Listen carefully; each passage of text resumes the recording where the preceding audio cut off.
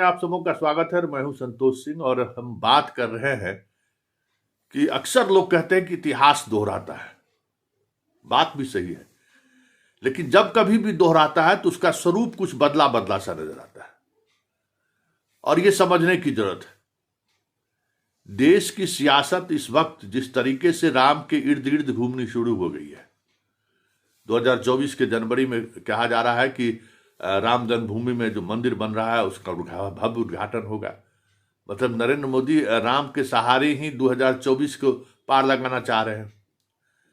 दूसरी ओर इस जज्बा को बनाए रखने के लिए नेपाल से एक ऐसे पत्थर को लेकर अयोध्या की यात्रा शुरू की गई है जिसको कहा जा रहा है कि 6 करोड़ वर्ष पुराना वो पत्थर है और उस पत्थर को अयोध्या ले जाया जा रहा है और उस पत्थर के सहारे राम और सीता की मूर्ति बनाया जाएगा, उसी पत्थर के सहारे।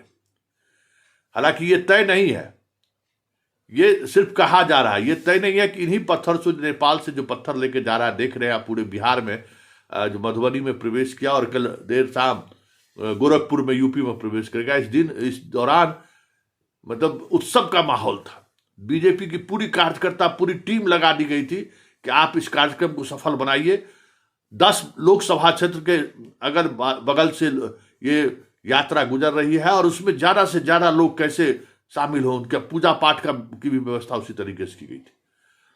मतलब 500 जगहों पर इस वाहन को रोका गया और पूजा पाठ कराई गई है। और खास करके ध्यान ये रखा गया कि ऐसी जगह पर यह पूजा पाठ का कार्यक्रम हो जो पिछड़ों का इलाका हो, अति पिछड़ों का इलाका हो, दलित का इलाका हो। हालांकि दलित से दूरी बनाते हुए साफ इस शिला पूजन में भी देखने को मिला है, लेकिन कोशिश ये जरूरी है राजनीतिक पार्टियों के द्वारा। लेकिन इस बार थोड़ा सचेत दिखे विश्व हिंदू परिषद के लोग।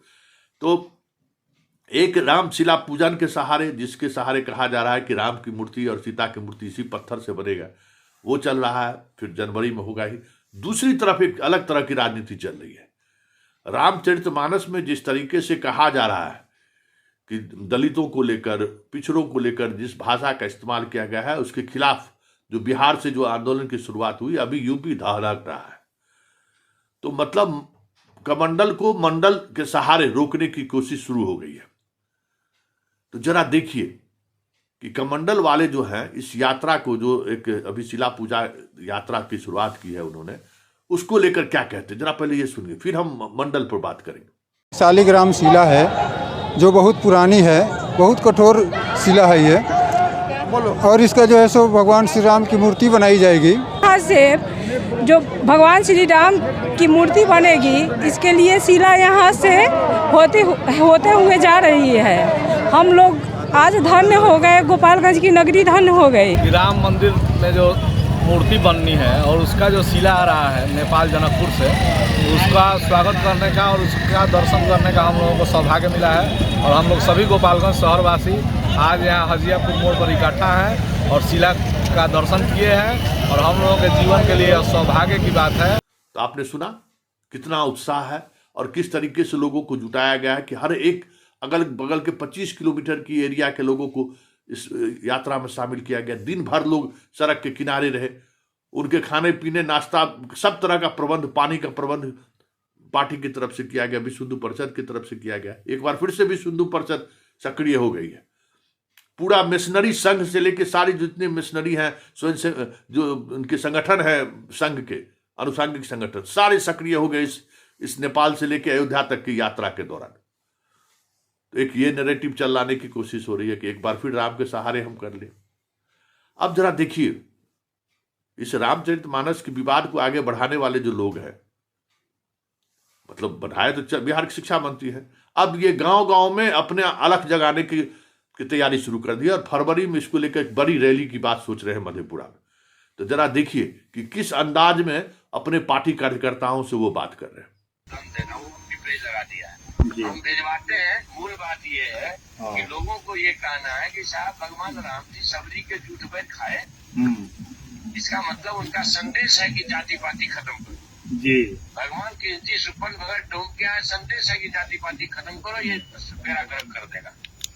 लेकिन सबरी का बेटा जीतन राम जी मुख्यमंत्री बन के मधुबनी मंदिर गया साहब, तो पाखंडियों ने उसको गंगा जल से धो करके पवित्र किया। उस समय धर्माचार्य लोग कहाँ बैठे हुए थे? जी समझे कि नहीं? उस समय जी किसका क्यों नहीं कटना चाहिए था पुरोहितों का? रामनाथ कोविंद राष्ट्रपति बन करके गए जगन्नाथपुरी मंदिर में पत्नी को लेकर के, क्यों नहीं घुसने दिया गर्भगृह में? जी तो तुम जाति बना के रखना चाहते हो, हमको अछूत बना के रखना चाहते हो, मंदिर में घुसने नहीं देते हो, और हमसे चंदा लेना चाहते हो, हमसे वोट लेना चाहते हो। जी ये तो नहीं चलने वाला है। तब देश में ये बहस का मुद्दा बन जाए। तो इस ढंग से बोलने से ना लोग नाराज नहीं होगा, जो भगवान को तो बचा के चलिएगा ना, क्योंकि हिंदू समाज है ना। जी हार्ड लाइन लीजिएगा तो लोग गुस्सा हो जाएगा। हम लेते भी नहीं है उस ढंग से, इसलिए हम लोग रामचरित मानस के जो अंश है उस पर हम चर्चा किए हैं। ये हम भेजते हैं अभी उदय बाबू को, प्रोग्राम बनाएंगे, प्रोग्राम बनाएंगे। राम को सिविल तल्ला भी देखना है। जी तो अब जो है, चूंकि 6 तारीख को हमारे यहाँ तेजस्वी जी का प्रोग्राम है जी और 10 तारीख को मुख्यमंत्री जी का प्रोग्राम है। तो ठीक है, उसके बाद 1 लाख लोग जुटाना है।